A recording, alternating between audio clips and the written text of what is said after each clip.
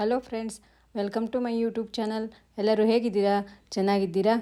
ನಾನು ಇವತ್ತು ಯಶಸ್ನ ಬ್ರಹ್ಮೋಪದೇಶದ ಮಾರನೇ ದಿನ ಮಾಡುವಂಥ ದಂಟೂರ್ತ್ಲೆ ಅಂದ್ರೇನು, ಅದನ್ನು ಹೇಗೆ ಮಾಡ್ತಾರೆ ಅನ್ನೋದನ್ನು ಹೇಳ್ತೀನಿ. ಮೊದಲನೇ ವಿಡಿಯೋದಲ್ಲಿ ಹೇಳಿದಾಗೆ ಯಶಸ್ನ ಬ್ರಹ್ಮೋಪದೇಶದ ದಿವಸ ಜನಿವಾರ ಹಾಕಿ ಒಳಗೆ ಕರ್ಕೊಂಡು ಬಂದ ಕೂಡಲೇ ಪುರೋಹಿತರು ಅವನಿಂದ ಈ ಹೋಮವನ್ನು ಮಾಡಿಸಿದ್ರು. ಅದನ್ನು ದಂಟೂರ್ತ್ಲೆ ದಿವಸ ಅದನ್ನು ಮುಕ್ತಾಯ ಮಾಡ್ತಾರೆ. ಒಬ್ಬೊಬ್ಬರು 4 ದಿವಸಕ್ಕೆ ಮಾಡ್ತಾರೆ, ಒಬ್ಬೊಬ್ಬರು ಮಾರನೇ ದಿನವೇ ಮಾಡ್ತಾರೆ. ಇಲ್ಲಿ ಮಾರನೇ ದಿನವೇ ಮಾಡಿದರು. ಆ ದಿನ ಹಾಕಿದ ಹೋಮವನ್ನು ಅದರ ಬೆಂಕಿಯನ್ನು ಆರದೆ ಹಾಗೆ ಇಟ್ಕೊಳ್ಬೇಕು. ಆ ಅಗ್ನಿ ಉರಿತಾನೇ ಇರಬೇಕು.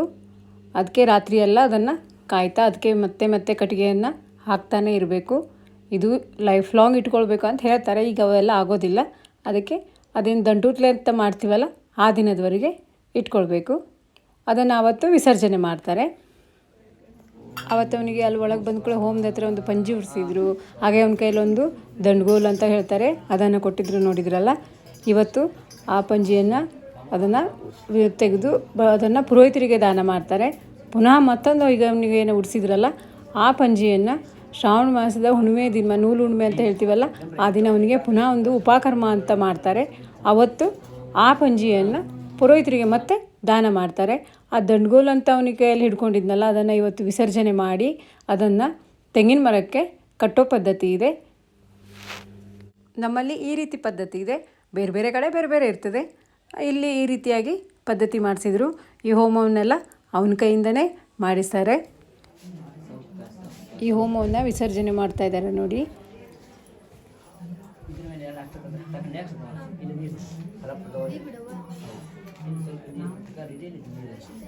ಅಕ್ಷತ ಕೈಯಲ್ಲಿ ಹಿಂದಿಡ್ತಾನೆ ಸ್ವಲ್ಪ ನೀರು ಹಾಕು.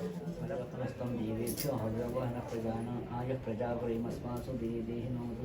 ಕೈ ಮೂಸು ಮೂಸು ಕೈಯ ಮೂಸ್ದ್ಯಾ ತಾಸು ಮೂಗಿನ ತಾಸು ಮೂಸು ಮೂಸ್ದ್ಯಾ ಕೈ ನೀರು ಹಾಕ. ಹಂಗೆ ಹೋಮಕ್ಕೆ ಅಕ್ಷತ ಹಾಕು. ಗಚ್ಚ ಗಚ್ಚ ಸುರಶ್ರೇಷ್ಠ ಸುಸ್ಥಾನಿ ಪರಮೇಶ್ವರ ಯತ್ರ ಬ್ರಹ್ಮದೇವ ತತ್ರ ಚೋತಾಸನ ಪ್ರಮಾದ ದೇವ ಸಂಪೂರ್ಣ ಉಪನಯನ ದಿವಸದಿಂದ ಕೈಲೇನ ದಂಡ್ಗೋಲ್ ಅಂತ ಹಿಡ್ಕೊಂಡಿದ್ದಿಲ್ಲ ಅದರ ವಿಸರ್ಜನೆ ಮಾಡ್ತಾ ಇದ್ದಾರೆ ನೋಡಿ. ಈ ರೀತಿಯಾಗಿ ಮಾಡ್ತಾರೆ.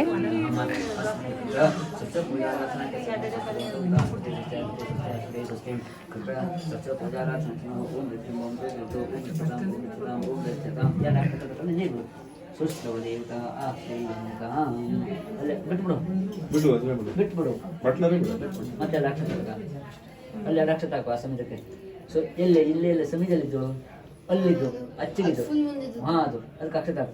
ಸುಶ್ರವ ದೇವತಾ ಧೂಮ ಯಥಾಸ್ಥಾನ ದ್ವಾಸ್ಯಾಮಿ ಅಷ್ಟು ದ್ವಾಸೆ. ನೀರು ಹಾಕಿ ನೀರು ಕುಡಿ, 6 ಸಲ ನೀರು ಕುಡಿ. ಅಕ್ಷತ ಇದ್ರೆ ಅಕ್ಷತ ಚೆಲ್ಕ ಕೈಯಲ್ಲಿ. ನಡುವೆ ಯಶಸ್ ಹಾಗೂ ಪುರೋಹಿತರ ಮಾತನ್ನು ಗಮನಿಸಿ ತಟ್ಟಿಗೆ ನೀರು ಹಚ್ಚಿದೆ ತೊಳೆದು.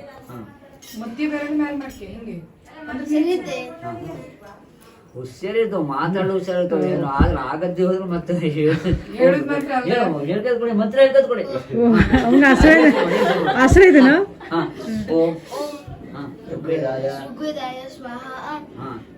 ಗುಡ್.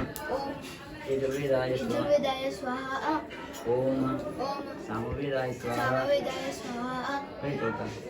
ಕರಂ ಪ್ರಕ್ಷಾಲ್ಯ ಬಲಗೆ ಎದುರ್ಕಾದ್ರೆ ಎಲ್ಲಿಗೆ ತಟ್ಟು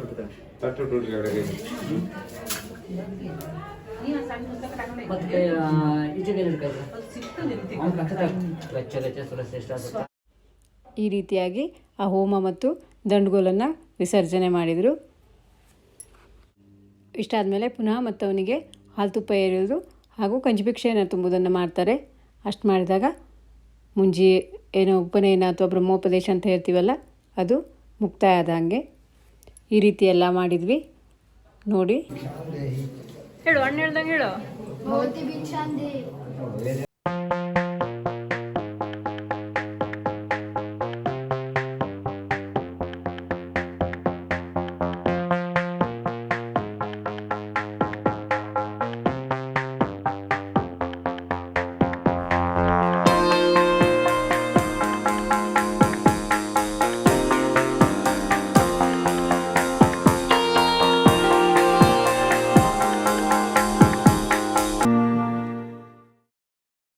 ಅವತ್ತು ಪುನಃ ಅವನನ್ನು ಮಂಟಪದಲ್ಲಿ ಕೂರಿಸಿ ಆರತಿ ಮಾಡ್ತಾರೆ. ಅವತ್ತಿನ ಆರತಿಯನ್ನು ನಾನು ಹಾಗೂ ನನ್ನ ಅಣ್ಣನ ಮಗಳು ಸೇರಿ ಮಾಡಿದ್ವಿ.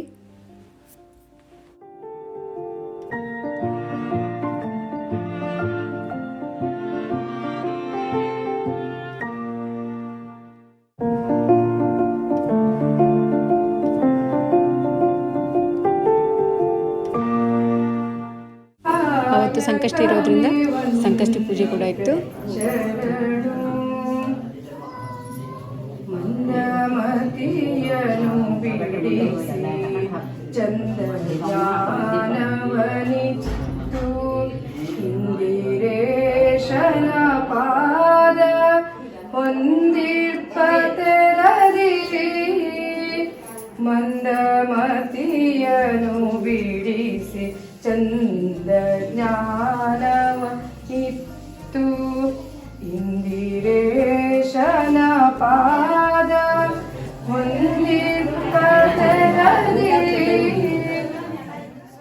ಕೊನೆಯಲ್ಲಿ ಅಕ್ಕಂದಿರು ಅಣ್ಣ ಎಲ್ಲ ಸೇರಿ ಅವನಿಗೊಂದು ಉಡುಗೊರೆಯನ್ನು ಮಾಡಿದರು.